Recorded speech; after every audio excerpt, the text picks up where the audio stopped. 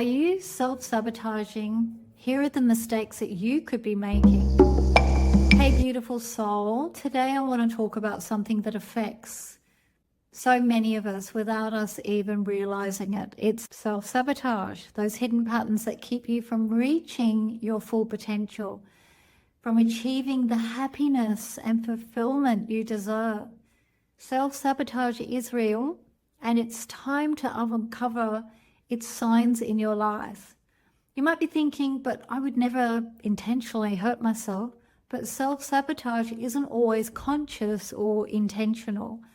It's often deeply ingrained pattern, a coping mechanism. So how do you know if you're actually self-sabotaging? Well, let's explore some subtle but important signs, because the biggest mistakes we make are the ones we don't even see coming. The art of forgetting or ignoring important things, missing a catch-up with a friend, forgetting crucial appointments, or losing important documents. Many dismiss it as simple forgetfulness, but it's a pattern of actively avoiding responsibility, of creating chaos in your life, so you have an excuse for not moving forward. The mistake is not recognizing the pattern. It might sound like, oh, that deadline, I thought it was next week, or oh, it must have slipped my mind. These are symptoms of self-sabotage. You're subconsciously creating obstacles so you don't have to face the fear of success, the pressure of expectations, or the vulnerability of putting yourself out there. Often people make the mistake of excusing themselves because they have an addiction. I've heard them all, like, I got trashed on the weekend. I had a hard week, so I had a long lunch, which turned into an all-nighter. Well, that's showing you've got no respect for yourself or the other person. The master of miscommunication, aka starting fights. Do you find yourself constantly arguing with loved ones, picking fights over trivial matters, or pushing people away with your words? You know, when you find fault in everything they do, that is a classic self-sabotage tactic.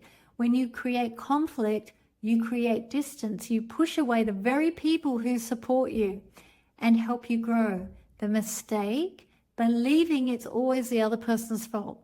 Why do we do this? There's a fear of intimacy. Being truly close to someone is scary. It means being vulnerable. Exposing your flaws and risking rejection. Arguing keeps people at arm's length. Low self-worth. If you don't believe you deserve love and happiness, you might subconsciously sabotage your relationships to confirm that belief. See, I'm unlovable. Seeking drama. Sometimes people crave the intensity of conflict, even if it is destructive. Drama provides a distraction from your own inner turmoil. The mistake here is not recognizing that you may be afraid of intimacy or that you think you're unlovable. These are just ways you're writing yourself off, and you are self-sabotaging. This mistake is thinking that you're always right.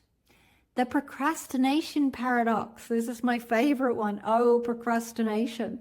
The art of putting things off until the last possible minute. We've all been there, right? But for some, procrastination is more than just a bad habit. It's a form of self-sabotage. Are you constantly starting projects but never finishing them? Do you find yourself endlessly researching, planning, and preparing but never actually taking action?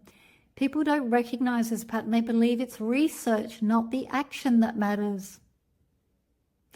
This is procrastination fueled by fear. Fear of failure. What if I try and fail? It's better not to try at all. Perfectionism. It has to be perfect. I can't start until everything is just right. It never will be. The mistake here is thinking that is normal.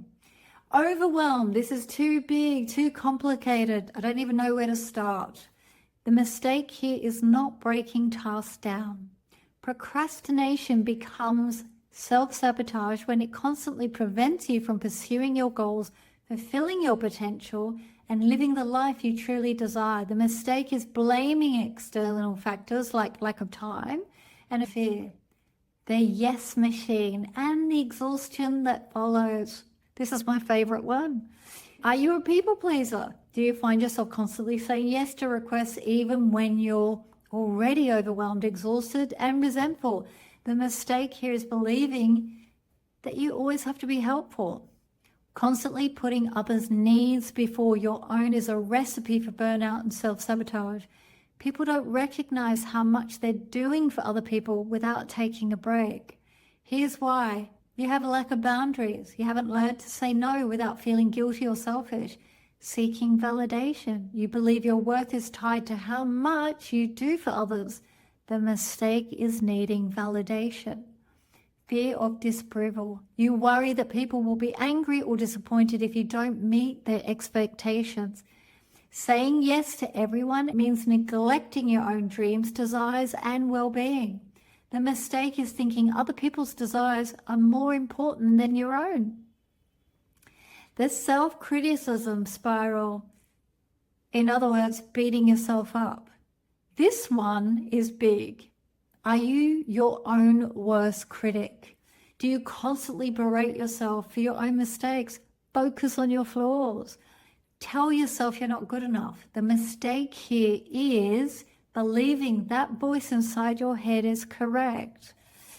Self-criticism is a deeply ingrained form of self-sabotage. It erodes your self-esteem, stifles your creativity, and prevents you from taking risks.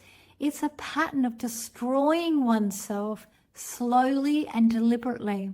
The inner critic whispers, "You're so stupid. Why do you do that?" These are lies, my friend. Lies that you've internalized and allowed to define you. You are worthy of love, kindness, and compassion, especially from yourself. The mistake is not recognizing these thoughts aren't facts. Ignoring your intuition. We all have an inner voice, a gut feeling, an intuition that guides us to what's right for us, right? Self-sabotage often involves dismissing your intuition, second-guessing your instincts, and making choices you know deep down are not aligned to your true self. The mistake is prioritizing other people's advice or other people's beliefs before you know what's in your heart and soul.